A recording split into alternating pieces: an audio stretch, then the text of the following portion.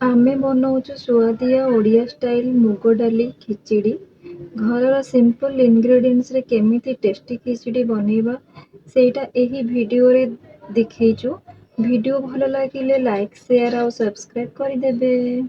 ଜୟ ଜଗନ୍ନାଥ। ଆପଣମାନେ ଏଇ ଭିଡ଼ିଓକୁ ଫାଷ୍ଟରୁ ଲାଷ୍ଟ ପର୍ଯ୍ୟନ୍ତ ଦେଖନ୍ତୁ। ହଁ, ମୋ କହିବାରେ କିଛିଟା ମିଷ୍ଟେକ୍ ହେଇଯାଉଛି ତ I M sorry, please last ଯାଏଁ। ଅରୁଆ ଚାଉଳ 250 ଗ୍ରାମ, ମୁଗ ଡାଲି 50 ଗ୍ରାମ, ତେଜପତ୍ର, ଚିନାବାଦାମ ଆଉ କିସମିସ୍, ଘିଅ।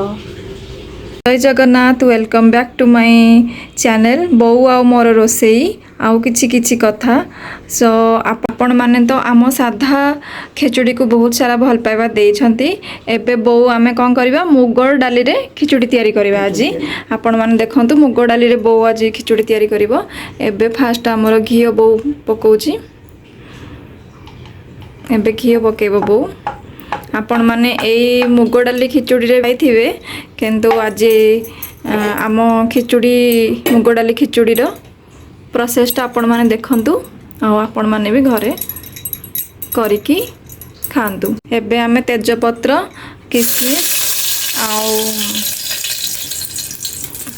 ତେଜପତ୍ର, ଚିନାବାଦାମ, କିସମିସ୍ ସବୁ ଘିଅରେ ଭାଜିଦେବା।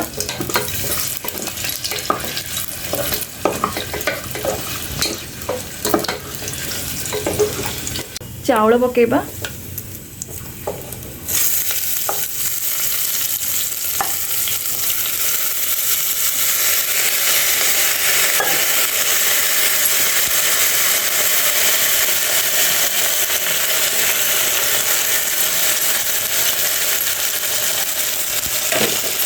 ଏବେ ଆକୁ କିଛି ଟାଇମ୍ ଭାଜିବା ଘିଅରେ ଚାଉଳକୁ।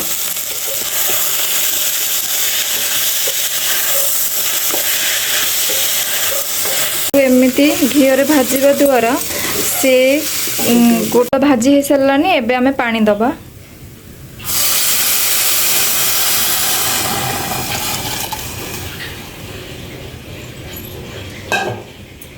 ଆମେ ଟିକେ ପରେ ଫୁଟି ଯାଉ, ଚିନି ଦେବା। ଫୁଟି ସାରିଲା ପରେ ଚିନି, ଲୁଣ ଆମେ ତା ପଛରେ ଦିଆହେବ ମୁଗ ଡାଲି। ୟାକୁ ଏବେ ଘାଣ୍ଟି ଦେବା। ଏବେ ଲୁଣ ପକେଇବା। ଏବେ ଆମେ ଚିନି ପକେଇବା। ଏବେ ଟିକେ ଘାଣ୍ଟି ଦେବା ତାକୁ ଆମେ।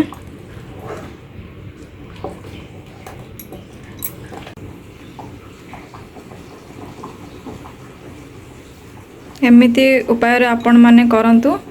ଏଇ ମୁଗ ଡାଲି ଖିଚୁଡ଼ି ଆପଣମାନଙ୍କୁ ବହୁତ ଭଲ ଲାଗିବ। ଏବେ ଆମେ ମୁଗ ଡାଲି ପକେଇବା।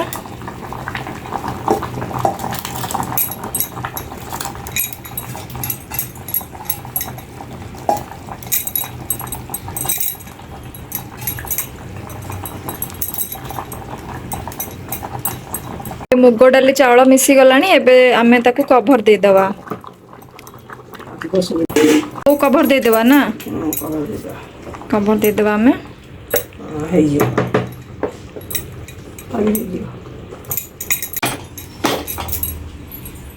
ଏବେ ଆମେ ଆକୁ ଗୋଟେ ସିଟି, ତାପରେ ଆମେ 5-10 ମିନିଟ୍ ରଖିଦେବା। ଗୋଟେ ସିଟି ମାରି ସାରିଲା ପରେ 5-10 ମିନିଟ୍ ରଖିଦେବା ତାକୁ ବନ୍ଦ କରିକି।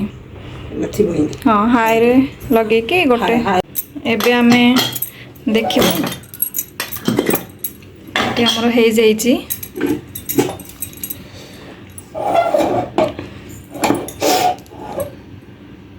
ଆପଣମାନେ ବି ଦେଖନ୍ତୁ କେତେ ସୁନ୍ଦର ଦେଖାଯାଉଛି। ଦେଖନ୍ତୁ କେତେ ସୁନ୍ଦର ଦେଖାଯାଉଛି। ଆମର ଖେଚୁଡ଼ି ରେଡ଼ି ହେଇଯାଇଛି। ବୋଉ ଟିକେ ଘାଣ୍ଟିକି ଦେଖା ତ। ଏଇଠି ଦେଖନ୍ତୁ, ଜମା ବି ଚିପଚିପା ନାହିଁ, ପୁରା ଗୋଟି ଗୋଟି ଖେଚୁଡ଼ି ହେଇଯାଇଛି। ଚାଉଳଟା ପୁରା ଗୋଟି ଗୋଟି। ବୋଉ କି ବାସ୍ନା ଆସୁଛି କହିଲୁ, କେତେ ସୁନ୍ଦର ବାସ୍ନା ଆସୁଛି। ରେଡ଼ି। ଏଇ ମୁଗ ଡାଲି ଖେଚୁଡ଼ି ଆପଣମାନେ ବି କରନ୍ତୁ, ଦେଖିବେ କେତେ ସୁନ୍ଦର ପୁରା ଗୋଟି ଗୋଟି ଚାଉଳରେ ହେଇଛି। ପ୍ଲେଟରେ ବାହାର କରିଦେବା। ଆମେ କହିବା ପାଇଁ ଭୁଲି ଯାଇଥିଲୁ, ଏଥିରେ ଟିକେ ହଳଦୀ ପକେଇଦେବେ ଟିକେ ଭଲ କଲର ଆସିବା ପାଇଁ। ବୋଉ, ଆମ ଖେଚୁଡ଼ି ରେଡ଼ି ହେଇଗଲା। ଆମ ଖେଚୁଡ଼ି ରେଡ଼ି ହେଇଗଲା। ଆପଣମାନେ ଏମିତି ଘରେ ବନାନ୍ତୁ, ଛୁଆମାନଙ୍କୁ ଖାଇବାକୁ ଦିଅନ୍ତୁ, ବହୁତ ଭଲ ଲାଗିବ। ଆପଣ ବି ଖାଆନ୍ତୁ, କେମିତି ଲାଗିଲା ଆମକୁ କମେଣ୍ଟ ମଧ୍ୟରେ ଜଣାନ୍ତୁ। ହଁ, ଆଉ ଆମ ଭିଡ଼ିଓଟି ଆପଣମାନେ ବହୁତ ମାତ୍ରାରେ ସେୟାର କରନ୍ତୁ, ଆଉ ଆମକୁ ଟିକେ ସବସ୍କ୍ରାଇବ୍ କରିଦିଅନ୍ତୁ। ପୁଣି ଦେଖା ହେବ ନେକ୍ସଟ ଭିଡ଼ିଓରେ। ରହିଲୁ, ଜୟ ଜଗନ୍ନାଥ। ଜୟ ଜଗନ୍ନାଥ। ଭାତ କରିଦେବା।